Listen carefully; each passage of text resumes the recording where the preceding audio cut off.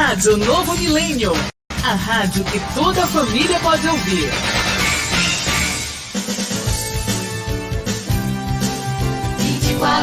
Horas no ar.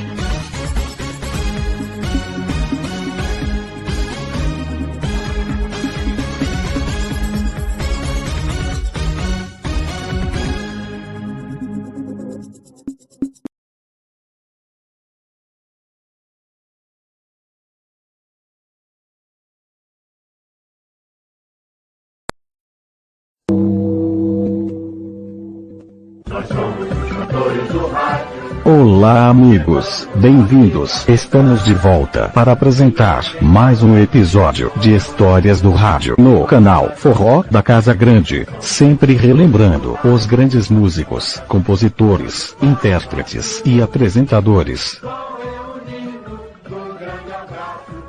O arquivo do forró, brega e samba, com fatos e retrospectivas históricas, daqueles que fizeram nossa alegria nos anos 50, 60, 70, 80 e 90.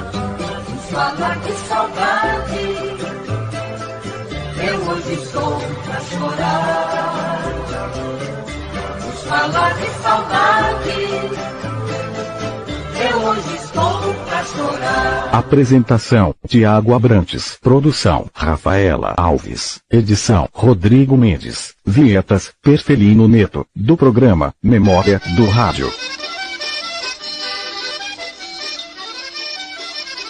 E hoje, em mais um episódio de Histórias do Rádio, vamos apresentar a história daquele que é o responsável de tudo, daquele que é o responsável por trazer o som através das ondas, que é o próprio rádio, em um trabalho especial da mesma equipe que faz a Voz do Brasil.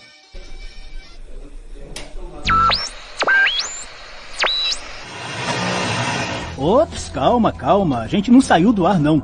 Esse chiado irritante aí ao fundo é só para lembrar aquelas aulas de física sobre a propagação de ondas eletromagnéticas pelo espaço vazio na mesma velocidade da luz. A gente não vai entrar muito em detalhes técnicos, mas até por questão de justiça, é importante citar os pioneiros nessas pesquisas, como o físico alemão Heinrich Hertz, que descobriu as ondas radiofônicas, e outro físico italiano, Guglielmo Marconi, a quem se atribui a invenção da radiotelegrafia no fim do século XIX. Esses são os mais conhecidos. No entanto, várias outras experiências com ondas de rádio aconteciam ao mesmo tempo em todo o mundo, inclusive aqui no Brasil. O nosso pioneiro é um padre. É isso mesmo. Entre uma missa e outra, o padre gaúcho Roberto Landel de Moura fazia experimentos físicos e obtinha êxitos até superiores aos dos pesquisadores europeus e norte-americanos. Quem conta essa história pra gente é o jornalista Reinaldo Tavares, autor do livro Histórias que o Rádio Não Contou. Em 1892, esse padre gaúcho construiu um aparelho com válvulas e fez a primeira transmissão de levar a sua voz à distância em Campinas. Em 1896, portanto, 4 anos depois, é que apareceu o Guglielmo Marconi com a radiotelegrafia sem fio. Então, a transmissão do rádio por ondas eletromagnéticas era um sistema, e a transmissão do Marconi era outra, completamente diferente, né? O padre Roberto Landel de Moura, na época, foi taxado de louco, de bruxo, de praticante do espiritismo, do candomblé. Invenções desse tipo permitiam a transmissão do som, mas como seria possível ouvi-lo em diferentes lugares? Essa solução só veio no início do século XX com a criação dos primeiros receptores de som nos Estados Unidos. A Westinghouse Electric esteve na vanguarda desse processo lá e aqui. Foi esta empresa norte-americana que subiu o Morro do Corcovado, no Rio de Janeiro, para instalar os equipamentos que transmitiram a primeira radiodifusão sonora oficial do Brasil, ecoada por alto-falantes montados em uma exposição internacional na então capital federal.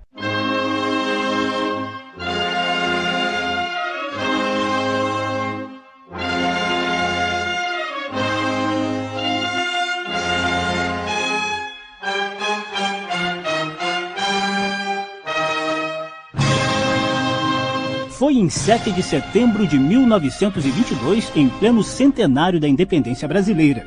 Um discurso do então presidente Epitácio Pessoa e a ópera O Guarani de Carlos Gomes inauguraram as transmissões. A novidade deixou os ouvintes incrédulos, como testemunhou em depoimento histórico o radialista Renato Mursi, falecido em 1987 e um dos pioneiros do rádio brasileiro. O povo que se juntava na exposição do centenário, uma multidão incalculável, era pior que São Tomé.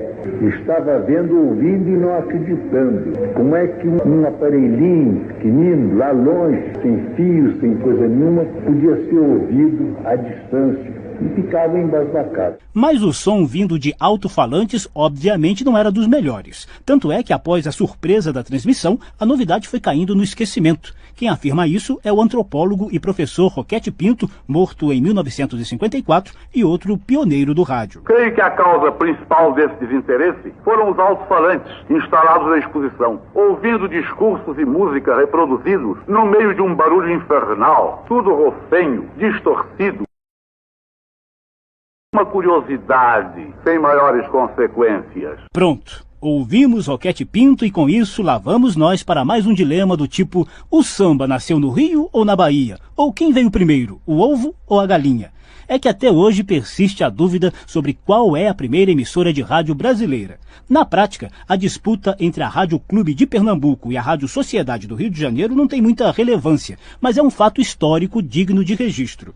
Cronologicamente, os pernambucanos têm do que se orgulhar. O pesquisador Renato Failante, autor do livro Fragmentos da História da Rádio Clube de Pernambuco, sustenta a vanguarda dos radialistas que se reuniam em um sobrado perto do Recife Antigo nos idos de 1919. A Rádio Clube fazia aqui algumas experiências aqui em Recife, diretamente do Teatro Santa Isabel. Apesar da Rádio Clube ter sido pioneira no rádio amadorismo, em 1919, o Estatuto da Rádio Clube de Pernambuco já falava nas condições de rádio como amplitude de divulgação de música, comunicação de modo geral. Só 4 anos depois, em 1923, surgia a Rádio Sociedade do Rio de Janeiro por iniciativa de Roquete Pinto, preocupado com a desmontagem dos aparelhos que permitiram a transmissão sonora durante o centenário da independência um ano antes. No começo de 1923, desmontava-se a estação do Corcovado. O Brasil ia ficar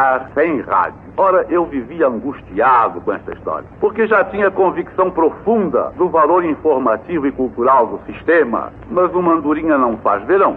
Resolvi interessar no problema a Academia de Ciências, e foi assim que nasceu a Rádio Sociedade do Rio de Janeiro, a 20 de abril de 23. Como o transmissor da Rádio Clube só foi instalado em outubro de 1923, muitos historiadores resolvem esse impasse assim. Atribuem aos pernambucanos o pioneirismo em constituir clubes de estudiosos em técnicas de radiodifusão, e aos cariocas a vanguarda na transmissão sonora com um pouco mais de regularidade. Aliás, regularidade entre aspas. O comunicador Almirante, conhecido como a mais alta patente do rádio brasileiro, deixou esse depoimento gravado sobre como era o funcionamento das duas primeiras emissoras de rádio do Rio, a Sociedade e a Clube do Brasil, ao longo da década de 1920. O rádio irradiava só algumas horas. Quando teve o primeiro entendimento com a segunda estação, que foi a Rádio Clube do Brasil, então as duas, Rádio Sociedade e Rádio Clube, combinaram o seguinte: um irradiava só nas segundas, quartas e sextas, e outro nas terças, quintas e sábados. No domingo não tinha rádio. E era só algumas horas. Evidente, com o tempo, foi aumentando. A semente do rádio realmente se espalhou pelo Brasil afora. Em São Paulo, o pioneirismo coube à Sociedade Rádio Educadora Paulista em novembro de 1923. No fim da década de 20, já havia 29 emissoras de norte a sul do país. Outras 52 apareceram na década seguinte, geralmente transmitindo música, óperas e textos educativos. Os anos 40 conheceram o auge da era do rádio, na qual algumas emissoras tornaram-se ícones na radiodifusão de verdadeiros espetáculos de diversão, cultura, notícia e esporte. Era o rádio se transformando em veículo de comunicação de massa. A Rádio Nacional do Rio de Janeiro apresenta... Pernambuco falando para o mundo. Rádio Record São Paulo, a voz do Brasil. O gigante é você, o gigante é o mundo. Confidência. Guaíba, audiência que mais cresce no Rio Grande. Rádio Jornal do Brasil. Música e informação. De Brasília, José Carlos Oliveira. Comprei um rádio muito bom, a prestação. Levei-o para o morro, instalei-o no meu próprio barracão. E toda tardinha quando chego pra jantar, logo ponho o rádio pra tocar.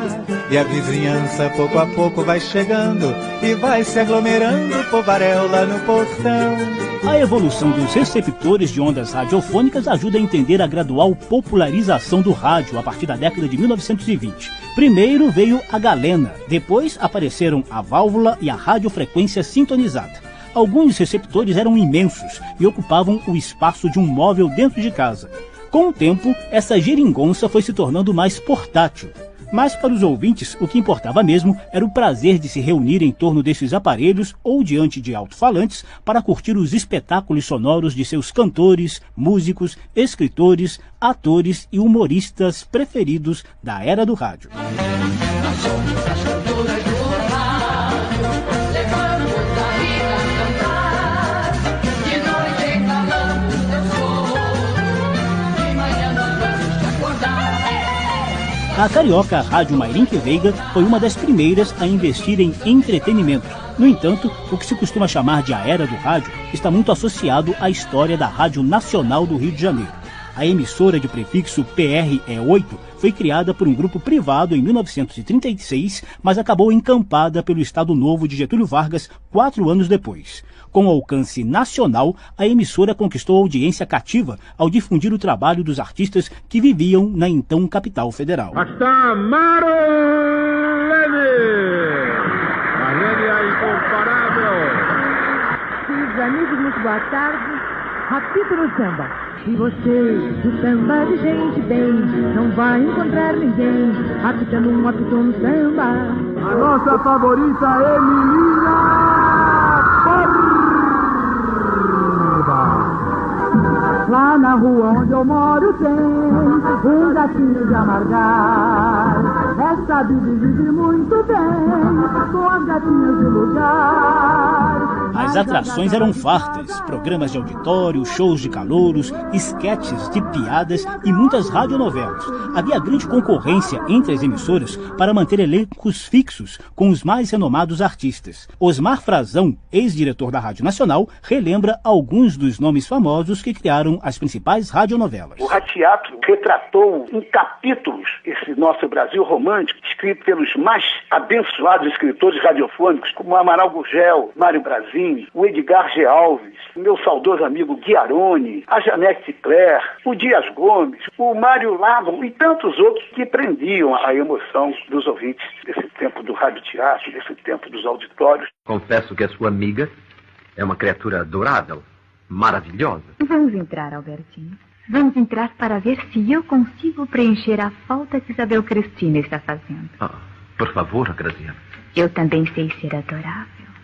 Maravilhosa, Albertinho. Esse aí é um trechinho de O Direito de Nascer, do escritor cubano Félix Cañé, exibida na Rádio Nacional em 1951. O ator Paulo Gracindo vivia o protagonista Alberto Limonta.